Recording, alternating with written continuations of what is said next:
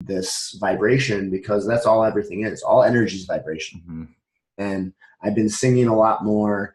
I've been doing a lot more music, and that's something I never did as a kid. I did it a little bit, but from puberty on, I have 3 younger brothers, and they all basically told me that if you suck at singing, don't sing, don't sing, don't sing, don't sing. Yeah. And it's one of those things, like I go to yoga, and I was there on, was it Saturday morning, Yeah. and the woman next to me said, "You have an incredible voice."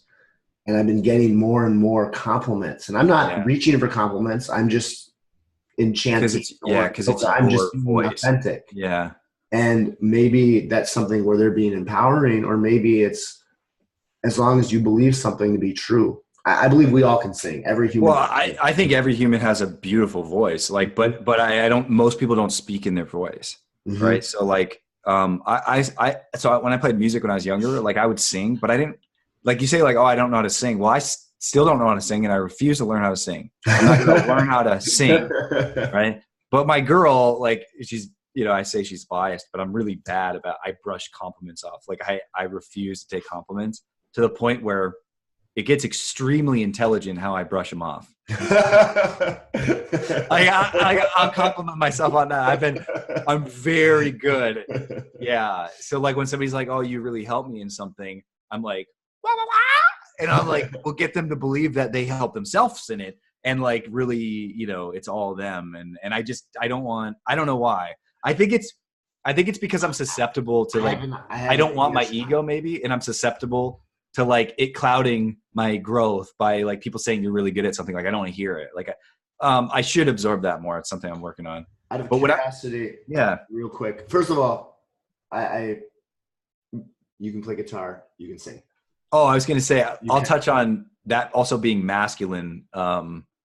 Like, cause I think in our society, we see like a lot of artistic expressions as feminine, and I have some, but I will say like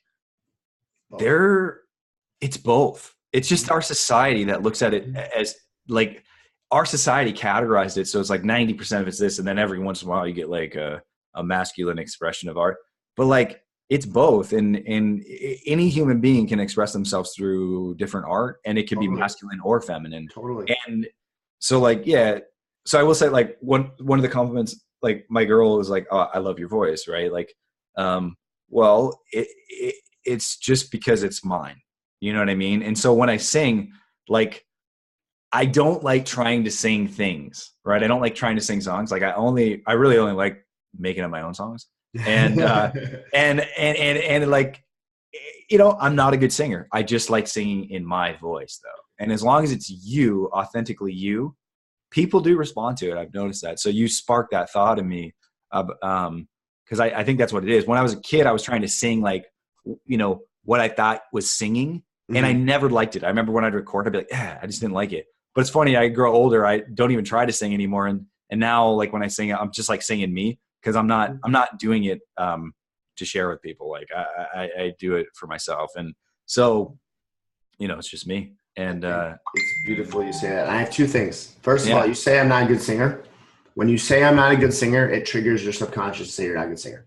Okay, for me, I try to divert that into like it's what it is to be a good singer, and I'm scoffing at it's the word choice. So like as a kid, sure. Okay, imagine you're a kid and you want to have there's dessert, right? Mm-hmm. And your parents tell you can't have dessert until after you finish your piece. Mm-hmm. Hypothetically. Mm-hmm. Children have a really hard time differentiating between I can't and I can. So all they hear is dessert. I'm going to eat dessert. They don't hear can't or can. They don't hear it. I'm still the same way. Yeah. No. And it's that's why. So like I have prayer beads. Yeah. And I do an affirmation every day. And one that I do is I'm a great communicator. I'm a great communicator. Or I'm really good at remembering names. And these are things that my whole life I've told myself, incredible I'm not good with names. I'm not good with names. I'm not good at remembering names. Mm-hmm. And I'm triggering my subconscious to tell myself I'm not good at remembering names by my language. Mm-hmm. So when I hear people, and this happens all the time, especially Yeah. the more I sing, the more I go karaoke, the more I sing the songs on the radio, the more I freestyle rap, the more I express myself. People are like, "Oh, you're really good. I can't do that." Yeah. And whenever they say they can't do it, whether you think you can or you think you can't, you're right. Yeah. So that's something that I think for both of us, when we say we can't do something, I think it's really powerful for us to interrupt each other and say, no, Sean, you can sing. Because what you said about it's my voice is the exact reason why you can sing, because no one else has your voice. Mm-hmm. No, I appreciate that. Yeah. So I want to share that. And I had another I completely agree. That's something we've talked about a lot over the years. It's funny because it's like, it's easy to like look outwards and be like, I don't want other people to say they can't do something, but then it's harder to get yourself to not do it. Oh, it's so hard to do it yourself because you have to catch yourself. And this isn't even what you say. No, it's just thought process. It's thoughts too. Yeah. And I grew up saying, I'm sorry. I'm sorry. I'm sorry. I'm sorry. I grew up saying I'm sorry. So if I ever made a mistake, I'm sorry. I'm sorry. It's my fault. And I said it in a funny way and kind of made fun of it. Yeah. A Minnesota accent. Right? Three trees. And I used to say I'm sorry. So I'd be like, someone will say something to me and I'm like, oh, I'm sorry, even though I'm not actually sorry, but it's that instinctive vulnerability of saying I'll accept responsibility. So instead of apologizing, I still apologize sometimes, but I try not to. And I try to say, thank you for being understanding of this, or thank That's you. Great. And trying to like you said earlier. Well, there's a lot of vultures out there too that just feed on people that like say they're sorry. I was talking to my girl about this in customer service, because like when you say you're sorry to a customer, like I would almost say the majority of people that I've experienced as customers in different businesses, when you say you're sorry, like they're like okay, and they're like justified in their being that they're right now. Now I'm right now. And you know what I mean? Where like I really, to get the best customer reviews on any various team, my strategy was not to be sorry. It was not, and sadly, like I take responsibility for what happens from here on to get you the right information, but you needed to take responsibility for the choice that you make with this information. And that was more the strategy. Like, I'll tell you what I can do and what I can't do. I'll tell you how it works. And I'll tell you that if you don't like how it works, I'm okay with that. I would recommend going with one of these companies if you're looking for this sort of cheaper solution. And that might work well for you. In full genuineness, like I actually don't want this person as a customer if they have crazy expectations and they're not willing to pay for it. You know what I'm saying? Like, and I'm okay with that. And I'm happy to see them go. And by doing that, like, you basically just designed a quick cognitive system for them to operate in, and they will put their head down and understand it and operate it within it, and then make a decision within it. And they'll be happy with the outcome because they chose the outcome. You know what I mean? Instead of saying like, I'm sorry, we can't do this for you today, I'm sorry that happened. Then they're like, oh, and they're going to make the cognitive system that dictates this thing, where it's like, because people are so vile in a lot of people, you're almost always better off making the system. It's very rare that you meet somebody in like customer service or sales that you want them to design the system on how things go, because you're instantly not the professional. You're not the one to listen to anymore. You know, it's a confidence thing too. And that's something where I feel in my personal life, because I'm teaching yoga, and yoga is never going to be like I love yoga. I love teaching yoga. I think it's valuable. I learn more from teaching than I do a lot from practicing, because you experience how other people experience. The next level. Perspectives. It's that rule one. You got to see yourself in other people to be a trainer or a teacher. It's totally true. Yet where I'm going to be successful is going to be financial stuff, because that's more of my area. Yet a lot of what I would advise people to do is the exact opposite of what all the professionals do. And I think something that for me to be truly an independent consultant, to be successful, I've had people who've opened me doors where there's like, sell me. And I haven't done it yet because I haven't done I don't have a perfect plan. I haven't built it for them because I haven't built it for myself. And that's why they're asking you, though, is because the integrity behind your intention is very powerful, you know? Well, people feel it. And people feel it very quickly because it's something I'm really passionate about. And it's something that's I believe. Huge sales, by the way. Integrity behind your intention. Trust that people feel it. Know that people feel it. So that if you don't have integrity behind your intention, I want all salespeople to basically out there to basically like quiver in guilt and like feel like they're going to be exposed. I want to see more of that energy because now I don't want to see it on people that like have good intention and they feel guilty about it. Like I had a lot of people I trained in sales that felt guilty about taking money or being like, this is the price. They felt really uncomfortable with it. And it's like, don't be afraid of price. Don't be afraid of price.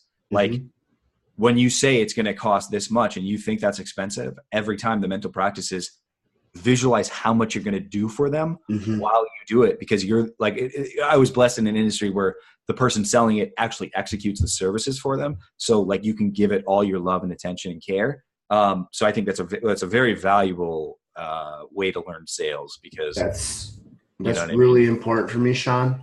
Okay, cool. What I can save people. Part of so I play poker throughout my life.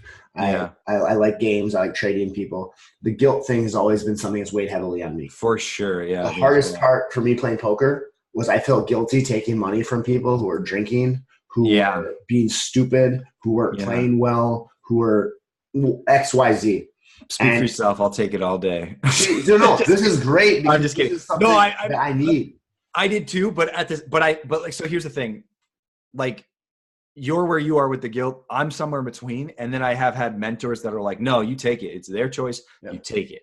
And it's okay.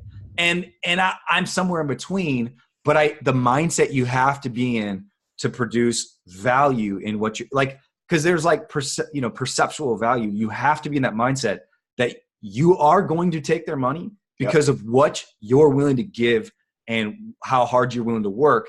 And you're willing to take their money down the road because of the people working for you, the way you've trained them, what they're willing to give, you're okay taking it. Now, maybe they make the lion's share, your person under you from their sale, and then you take 20, 30% of the profit from the sale because you gave them the scenario and the universe and the hum to accomplish what they're accomplishing. So you do take your cut and you better go home feeling like you deserved it. And if you don't, then you wake up the next day and you give to them and you show them love, pour them coffee, do whatever it is that makes sure that you keep feeling good about the money that you are receiving. And I think that's tough because I have this barrier to success where I'm afraid to take too much money from people. And it's something I've been working hard on getting over. Because like in commercial solar, I mean, the sums I'm talking to people about are sometimes in the millions of dollars. And coming up, I'm going to be making what I probably should have always been making from what I'm doing. And that's going to be a little barrier for me because it's like, oh my God, this one project is going to make my whole year. Like I don't need to work the rest of the year. I will because I like to work, but but it's going to be something I need to overcome because if I'm at that table, like there's intense people like that own sweet businesses. Like it takes a lot and it could come from any background to do it. But it takes a certain willpower and sheer intensity of being, in my opinion. I mean, it's rare to find that's more the common. The rare is the person that maybe got lucky, right? But the person who really fought for it, maybe failed a few times. Like there's an intensity of being in a presence there where when you're talking to them, like they are piercing through you. Like they, and that's a good owner, like a good leader, somebody who's like really fought the battles, and you need to be comfortable and powerful and in your being to ride through that and feel good about it. Like, so it's that integrity in your intention being potent and palpable is very important. And you walk away feeling great about it and they just know it. When you have it, they just know it. When you don't have it, they don't know it. And they know that they don't know it if they're intense and present enough, and they will put you off. They'll wait. You know what I mean? They'll question it, whether they speak to you or not. But when it's palpable, and they're like, boom, let's do this thing. This is exactly what I need to hear, Sean. That's definitely one of those things that I struggle with because I look at it from the opposite where I have guilt that I'm going to potentially lose people's money who are working really, because I'm talking about 401ks. I was actually going to comment about life plans. Yeah, I know. I'm talking about like some deep life work. Yeah, it affects their family. And I say this with all integrity because I actually think what they're doing in the traditional route is not going to benefit their family. Right. Well, the professionals the reason it's different than the professionals from different industry, and I look at this, like there's some things that hold true. Like I think sales is similar through all time, but like the money system's changing. Yeah. So the strategy needs to change, like to navigate it. And it's changing in potentially the biggest way that we've ever seen in our country. It is the biggest crisis and the biggest opportunity at the same time. Yeah. And this is something that really resonates with me because I trust myself. I am prepared. I am ready to go. I'm doing ridiculous things. I'm doing the opposite of what every advisor would do. People are like, this guy's an idiot. This guy's stupid. He's getting in debt. He's trying to do this backwards. And I'm doing it backwards. And I'm not telling people to do it backwards because they've been working much longer than I have. But I'm telling people because if you do not do this, you are going to lose a lot. And I say this because it's happened over and over and over in history. Do you know what happened in 2007 with the financial collapse? 5 million small part in America, 5 million homeowners lost their homes because of 2007, because they lost their jobs, they lost equity in their homes, they lost a lot of value, they lost their paychecks, so they couldn't pay their mortgage, and the banks took all of this from them. The banks took their homes. Do you want to know what? The banks didn't get in any trouble. The banks got bailed out by printed money. Bankers received 20, 30, 40, 50 million dollars. It's why the loans that they were giving out were even approved. They caused the problem in the first place. They're backed by unlimited money that doesn't exist. Currency. You get bailed out with, exactly. And this is the area that I'm like, hey, I know my stuff. I researched this. But you as the homeowner at that time were not backed by anything. You know what I mean? You had no securities. The banks did. That's why they gave it to you. But it's like it was a perception that the banks trust it. They must know that we're in a position to handle it or whatever. Like just very. You know what would happen? Every single person. And my heart goes out to people because, like, I know people lost a lot, and I want to have empathy for that. But what would happen? I've always been a black sheep, so it's a little harder for me to have empathy for. What would happen if every single person who had student loan debt said, "I'm not going to pay"? Would the debts all get bailed out? No, what would happen if most people, 60%, actually, it doesn't even need this. You only need like 10%. You only need a small fraction of people to trigger the whole system. Well, I would imagine the value on like on your like ability to borrow money and your credit and your credit, your bankability would not get hurt anymore for not. You don't need credit if everybody was doing it. This is where I just bankability. Our system's changing. Yeah. And I'm a big cryptocurrency fan because cryptocurrency represents decentralization of power, which means every individual can make or break their own experience. I am a constitutional American. I think the Constitution, albeit it has flaws because of the time it was written, it is one of the most sacred documents to the foundation of this country. And it is what has made America one of the greatest countries ever, is because of the freedom of life, liberty, and the pursuit of happiness. And in that time, people were so much more intelligent. At least they were so much more intelligent about liberty and freedom, and like how, like what like prosperity and like what the system that needs to be to create happiness and opportunity for all. Now we're not. Like the average person is not educated on this at all. No. Like they know the Constitution stuff. But it's like most don't. Most don't know the Constitution. It's because it doesn't directly affect them. So until they're taken away, which they are every year, like they're slowly take a lot of. Oh my God! If people actually read the Patriot Act, if people, I did read it. There are sorry. So they're apologizing. Understand the fact that there's so much information that you have not heard, and this is something that there's 4 points I want to make. And this is like I talk about this every single podcast. I want to bring up these 4 points. I'm so serious because they're 4 trains of thought. Yeah. Number 1 is I know. This is certainty. I know something. It's true. It's 100%. That's how people feel. Number 2 is I don't know. 0%. Right? I don't know. Don't know. Number 3, I know that I don't know. Mm-hmm. Number 4, I don't know that I don't know. Most information, especially for people who are growth-minded, people who are willing to learn, falls in this category because there's no way you could know everything because there's no way you could have seen and been exposed to everything. We don't spend time in this category. This is the conspiracy category. This is the devil's advocate category. This is all of these things that people do that are ostracized by society. Yeah. Well, and that's what you said earlier. You like the word conspiracy. I love that you embrace it, and that's why we're so yin yang with a lot of things. So my instant reaction is I don't like it, the conspiracy, because I don't think of words for like I've been bad about this, but I've been meeting a lot of people that think of words for their true like deeper meanings, like where the roots of the word came from. It's kind of cool. It's like that's happening. I've been seeing that a lot with like you and a handful of other people. But my understanding of meanings of words is fickle. It's like currency. It's worth whatever it's perceptually worth, right? So I have I don't like the word like conspiracy theorists and stuff. I don't like, because to me, all it has become, like regardless of the roots of the word, is a label to discredit, to instantly 100%.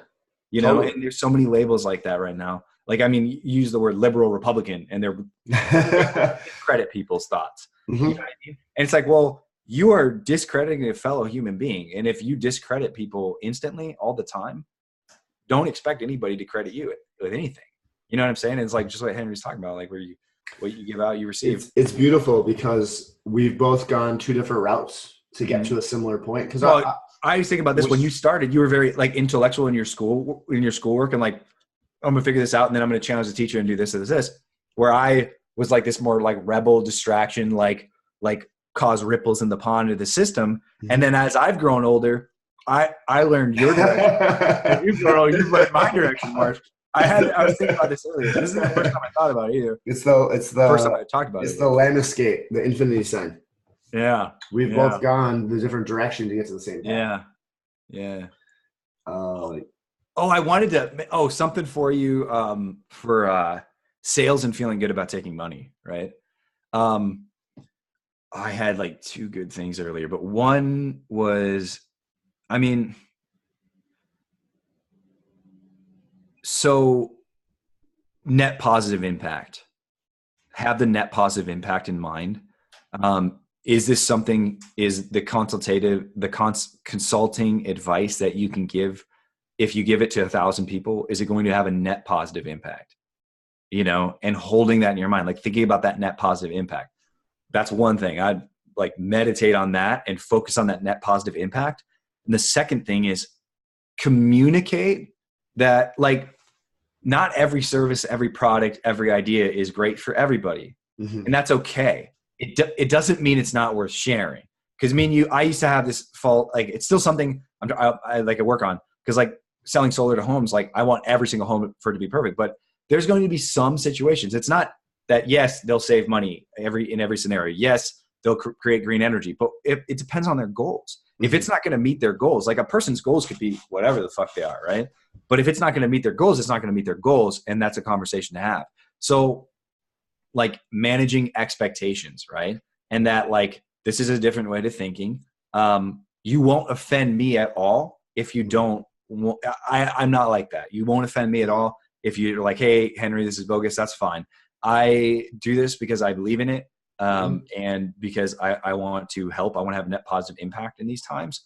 And I want to see people realize the opportunities that are coming up with the entire financial system changing.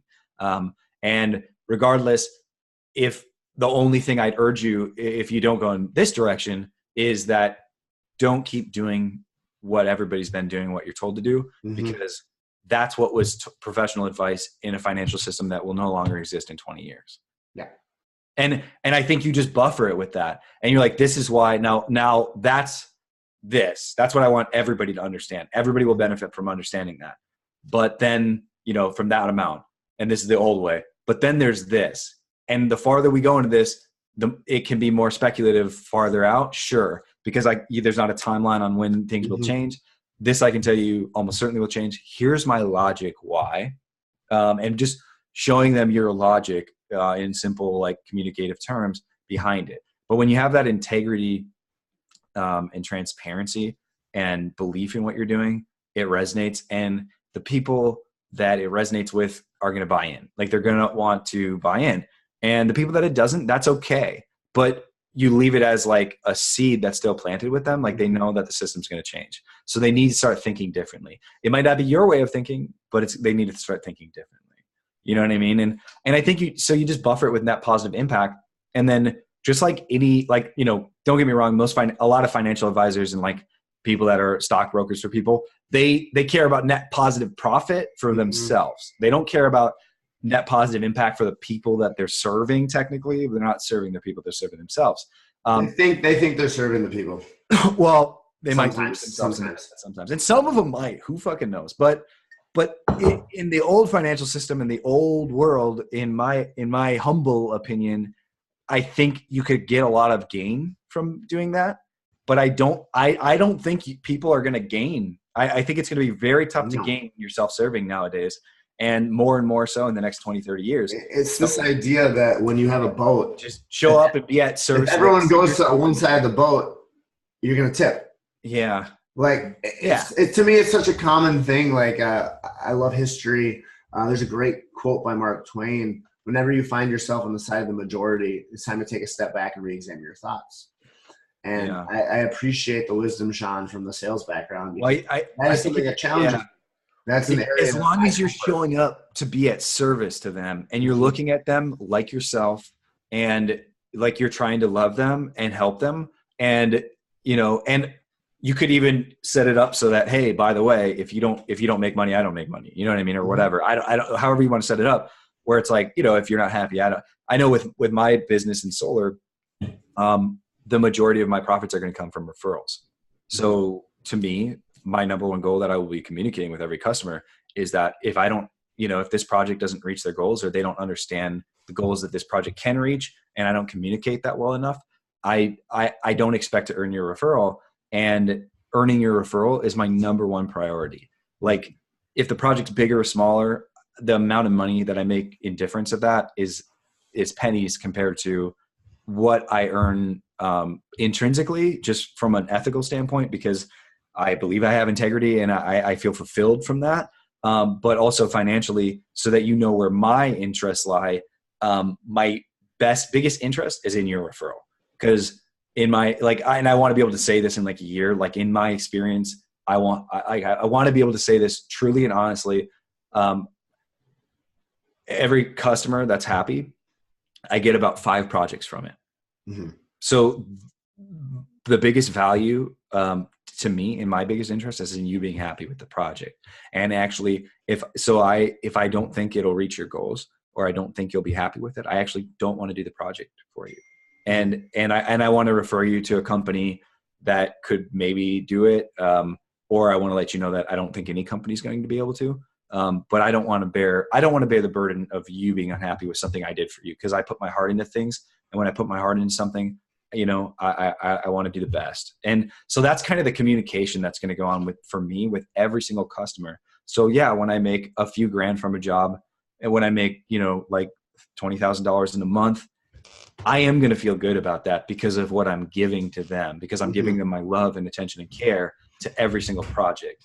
And that's like, you know, and so as long as you're doing that, like, but it's a daily practice. It's not this thing that you like figure out and then it's done and you just get over your price sensitivities with sales and customers. It's a thing that it's a constant practice to constantly like weed out the fears and, you know, subconscious things about money and feel comfortable taking it. From a perspective of me selling that, because part of the challenge for what I'm looking for my consulting is it's literally the exact opposite advice of every single professional. Yeah. And I say that because the thing that sucks about the financial world is there's so much regulation to go through it. They basically make it almost impossible to get out of the system. Yeah. Which ironically is what's going to benefit the most people, is being out of the system. Yeah.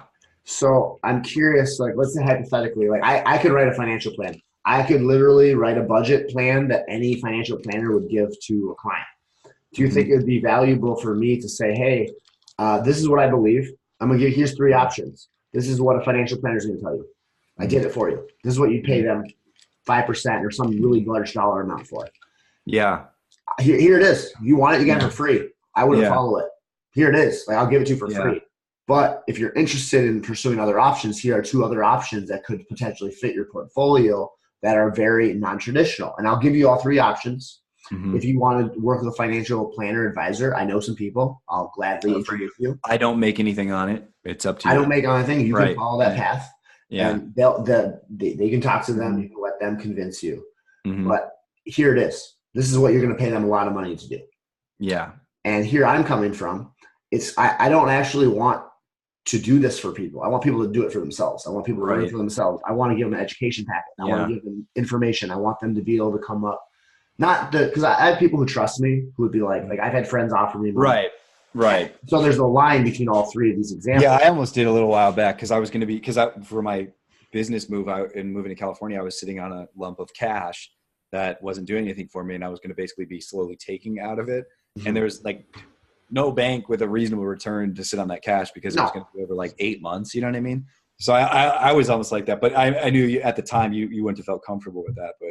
And that's on me. That's nothing to do with you. It's on me. I know. Yeah, no, but just to throw out there, I'm one of those people that would trust you with that. You know what I mean? And the thing is, you're gonna have people that they just want. Most people are just gonna want to trust you with it, man. I know, and that's the hard part. That's the hardest part for me. So what about this? What if you showed them what another financial planner would do?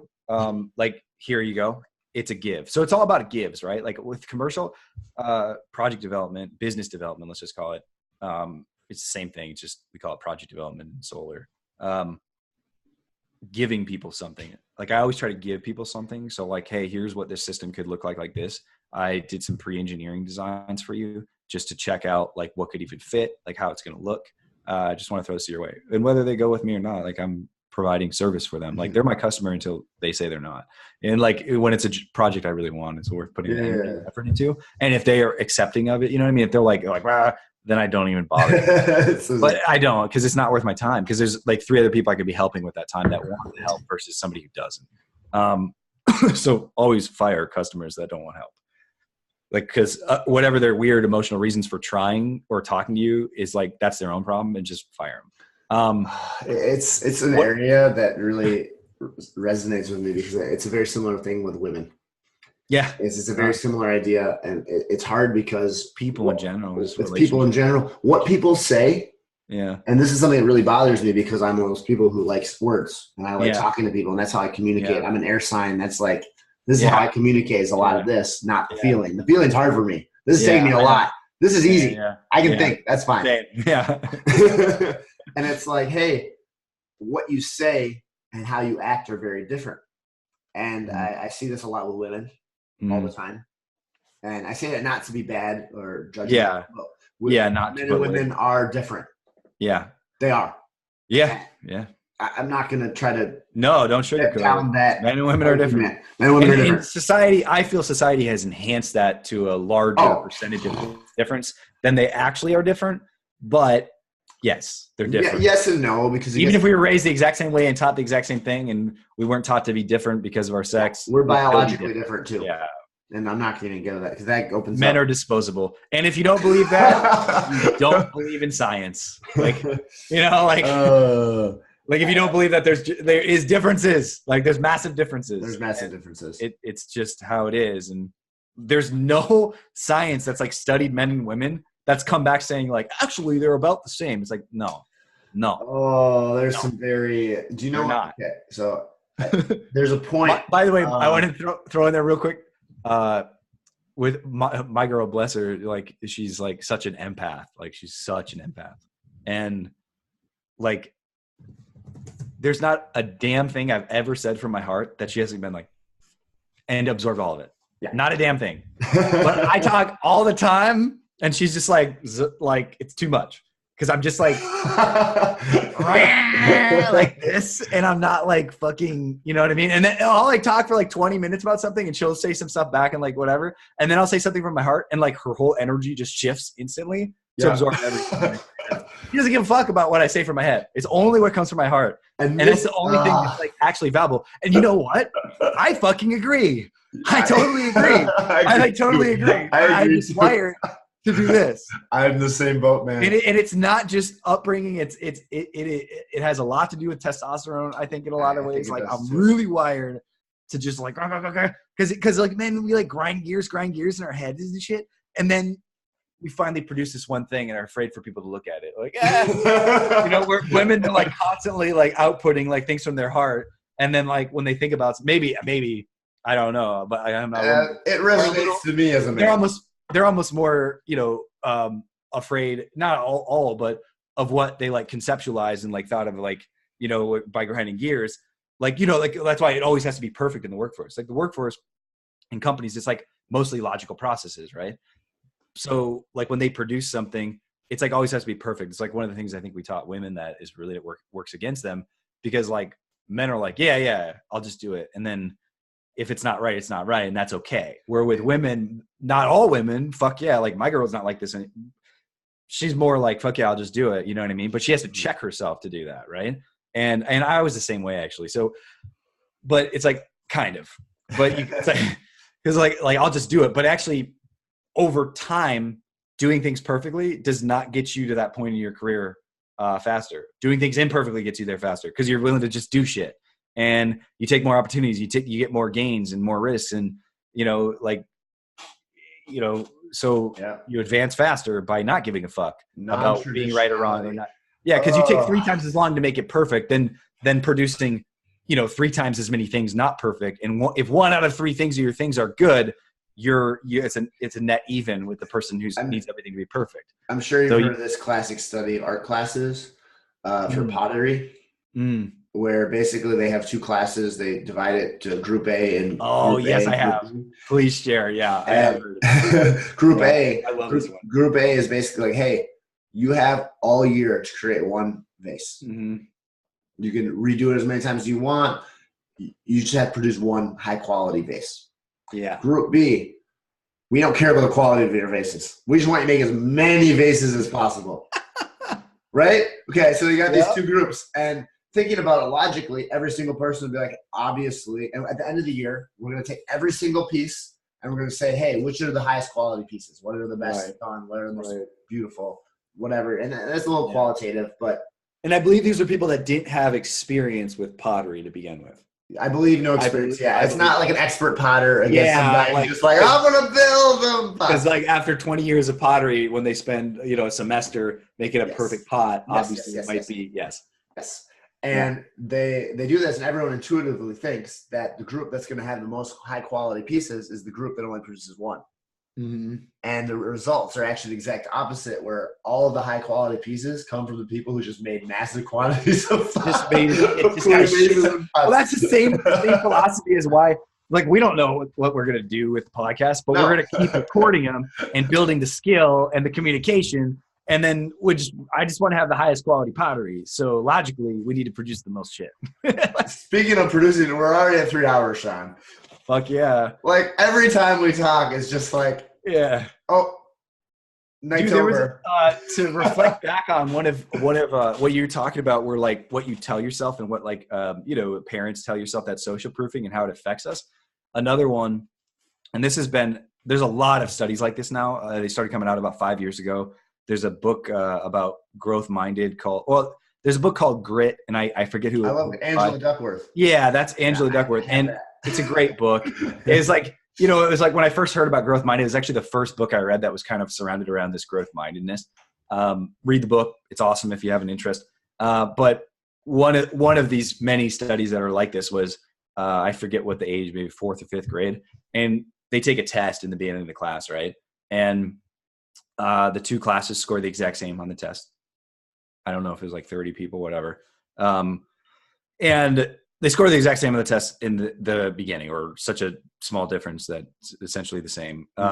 And so through the class, then the one classroom is told the whole time, like, you guys are the smartest. You scored the best on the test. You guys are the smartest. You guys are the smartest. Like, you're the smartest class. You're the best class. You're the smartest class. And the other group was told, you guys work the hardest. You guys work the hardest. You guys work the hardest. Like, you guys are the hardest working class, the hardest working class, the hardest working class.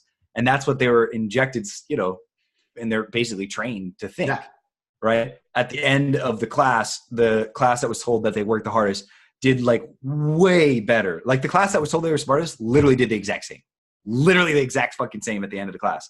And the class that like improved significantly. I don't like 30%. I don't know what the numbers were, but it was like alarming how well they did. To the point where it was like literally like we maybe need to rethink education and never tell kids that they're smart again, and just tell them that working, like, you work hard. Like, I really appreciate you working hard. And there's a lot of like parenting tips in the whole growth minded. Like, if you study, just look up what it is to be growth minded. You know, it's like the pursuit of intelligence and skill is achieved through effort and will, and not just gifted and born into, you know? So the people that continue to pursue that growth always excel and surpass the people, even with natural talent. They almost always, you know. So because the person who started in a company 10 years ago thinks the same, was told they're the best, fuck yeah, is literally at the same level that they're at when they started.